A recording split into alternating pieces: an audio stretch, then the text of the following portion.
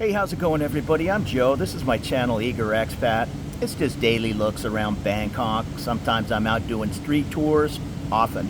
Other times I'm taking videos, hanging out with the buddies, my girlfriend, different places to eat or drink around Bangkok. But I'm going to go over a few topics on older condos versus newer condos. I'm no expert, but I've probably stayed at over a dozen places, Airbnb, and I've rented a couple of places now in Bangkok. So let's go over some pros and cons. And I'll try not to shake around too much. I'm on a little cheapy tripod. I left my good one up in the condo. Well, this is where I live right now. It's Condo 1X on Sukhumvit Soi 26. It was built in 2004. So believe it or not, that 21 years old is considered an old building here in Bangkok. Now you can find some 40 and 50-year-old places, especially some older apartment buildings. But for the most part, condos, Thai folks seem to want brand new. Myself, I've lived in a 3-year-old place up in On Nut. It was the Knightsbridge on Sukhumvit Soi 77. I'll put links, if I can remember, to a video I did on my condo here, just showing you what you get, 52 meter in an older building, and my 34 meter up in On Nut in a 3-year-old building. Now, it had the fancy rooftop pool, or it was very high, and it had a garden on the roof. We don't have that here, but you can see we have a beautiful pool. This is on the 6th floor, and maybe off in the background there you can see some smaller balconies. Most of these condos are going to have small balconies, new or old, but you might have a better shot with an older unit to have a larger balcony. So that might be a plus for me looking towards the future. Now, as far as construction, there's no doubt that these older places were built a little more solid than what they're building today, just expense-wise, building materials, that type of thing. My unit here at Condo 1, it must be brick wall, and then they put some kind of sheetrock over the brick. I can't hear the neighbors at all. If somebody lets a door loose, if the windows are open and it slams down the hallway, I'll hear that, but not a big deal. This is communal living. But as far as the neighbors, now I'm in a corner unit, so that's good. I only have one neighbor, and we kind of share kitchens, so I'll hear him banging around in there once in a while, but it's very, very small compared to, I could hear my neighbor's TV at the newer place in On Nut. So keep that in mind. Myself, I don't really like being in an apartment or condo when I can hear somebody walking across the room on the ceiling above. Now, I mentioned I have a 52 meter unit here, a 1-bedroom. I pay 19,000 baht. Now that's probably a deal. I got it.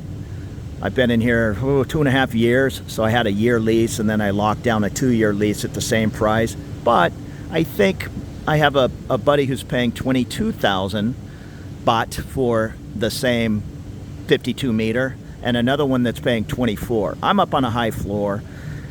I've kind of could care less about the high floor anymore. When I first came to Thailand, I'd never lived in a city apartment, so I wanted that city view on a high floor, and now it's like, if there's some kind of an earthquake or a fire alarm goes off, I don't really want to think about running down dozens and dozens of floors of stairs. So I would be just fine in a 6 or 9-story or 9-floor condo rather than way up in the 30s. Again, that's something you'll have to decide. You are going to pay a little bit more for that view.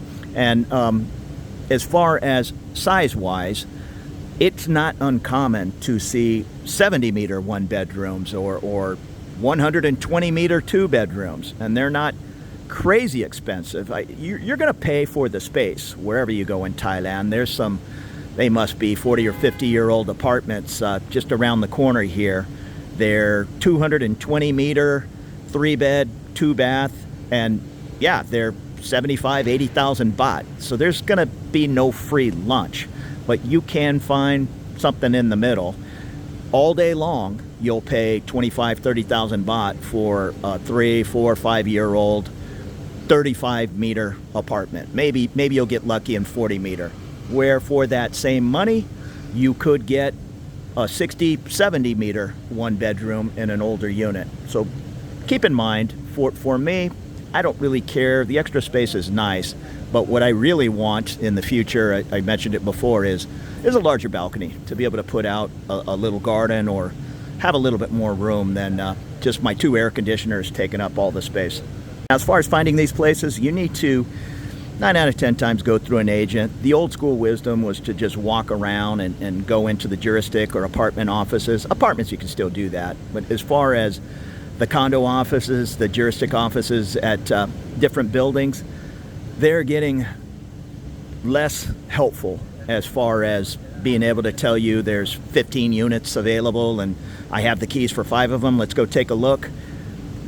It's still possible, but for the most part, most agents are going to keep their listings to themselves. You don't pay additional to the agent. The landlord pays the agent generally 1 month fee to secure that apartment. So some people will say you're going to get a better deal going directly to the owner, perhaps, but good luck finding that owner, maybe on Facebook Marketplace, and some of those people are going to be savvy. So count on going through an agent. There are different websites around town, Fazwaz, Property Scout, there's a half dozen of them, and they'll have listings. Just be advised, I think the condo I'm living in, going on 3 years now, is still listed at the original asking price 3 years ago. So there's some of that going on. They're not, I won't call it a bait and switch, but there's old listings out there. So don't get your hopes up when you see Condo 1X, I see a 15,000 baht 1 bedroom. Well, good luck. That might be a 4-year-old listing. You're going to have to establish a relationship with an agent and possibly multiple agents. If you find a building on wherever it is, Soy 23, and you're pretty sure it's came down to that building, maybe one other, and you want to see everything that's available, well, to see 5 units in one building, you might have to go through 3 agents. Maybe you'll get lucky and one agent will have the listing at 2 places. They're just not big on sharing that listing for a rental. So in my building, yeah, there might be 25 available 1 bedrooms. Again, you might have to go through 20 agents if you want to see every one of them. For the most part, most of us are reasonable, and after we see 2 or 3 places, we're gonna lock one down. Now, those websites are good for checking out the amenities of the building and seeing what the inside of a unit looks like. Of course, everything's going to be decorated different, and for the most part, most of these places over here are partially furnished. They're going to have, almost furnished. They're going to have usually a couch, a bed. It's usually going to be queen size. I happen to have a king size right now, but that's a little unusual. They're not going to come with plates and forks and spoons. Yeah, that's a $100 trip to Big C to pick up all those things. But televisions, the 2 air conditioners, generally 2. Some have 3, some have 1. That's all going to be included. Now, the one thing you have to be aware of is how you're going to pay electricity. It's not the biggest consideration. Just keep in mind, if you're looking at older buildings, which are going to be apartments, not condos, and I should have mentioned, condos are obviously individually owned. However, there are large groups of investors that buy 25, 30, 50 condos in a new development, and then they rent them out long-term, 12-month, or Airbnb.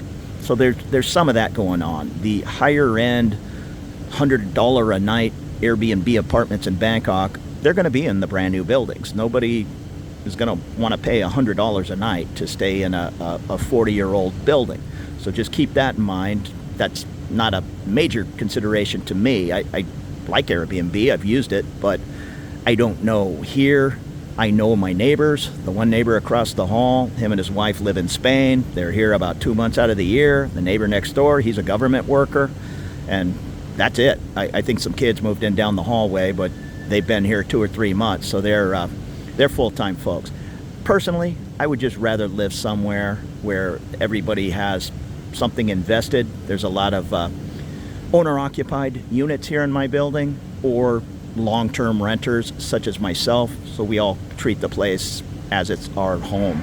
I can also mention, I'm looking up the side of the building here, and from my unit, I can see clearly 4 or 5 vacant units. And it's not unusual to not have those listed. Oftentimes, different folks, maybe Chinese folks, will rent, or not rent, they'll buy places in buildings like this to just have as an investment, and they could care less about having a renter in there. Oh, but what I was getting at with the electricity, in a condo like where I'm at here, I am with my own electric meter, and I pay the government rate. I think it's about 4 baht a unit. The problem with some older apartment buildings, more so than older condos, is they'll oftentimes not have meters at each unit, and they'll throw some figure out there, 6 baht or 8 baht per unit. So right there could be double your electricity. Oops, sorry about that, knocked the tripod. That could be double your electricity cost. And if you're going to be running an air conditioner 90% of the time, that's easily going to be $100 US, if not more. And if it's 8 baht versus 4, well, again, it's not the end of the world, but a 200 baht electric bill is not as good as a 100 baht. Again, if it's a perfect situation, a larger building in the neighborhood you want, you might just have to suck it up on the power. Now, water's no big deal. I think I pay 56 baht a month here, and I was with a buddy, and we looked at an old apartment, it wasn't a condo, and she said it's a flat rate of 100 baht a month, nickel and dime. He had asked about putting a washing machine in. Most apartments won't have a washer. Condos will. No dryer, but they'll have a washer 9 out of 10 times. And she said, if you want a washer, okay, it's going to be 200 baht a month for your water. So I'm not feeling so great about dividing up the power bill in the building and telling me, here's my share, especially as a foreigner. They're probably going to lean towards make the foreigner pay a little bit more because, yeah, the foreigner's going to have his, including me, is going to have his air conditioner going way more than a Thai resident. The other thing you have to be aware of is parking. Like in this building, it's old school. I think there's 6 floors of, 5 up until the pool of drive-up parking. And there's just kind of a free-for-all for motorbikes and bicycles. In that newish building, I think it was 3 years old, I stayed at non-new. It had the fancy elevator parking. You pull in and it takes your car up and stores it somewhere, and you put an app on your phone when you're ready to drive away and bring the car down. That's a little bit, well, it's going to be more expensive. For one thing, if your rent is, let's just say 25,000 baht, and you want one of those parking spots, I don't know what they're going to cost. It depends where. In central Bangkok, easily 1,000 baht, maybe 2,000 baht a month for that parking privilege. Me, where I'm at here, giving a couple of sodas to the guards every now and then goes a long way.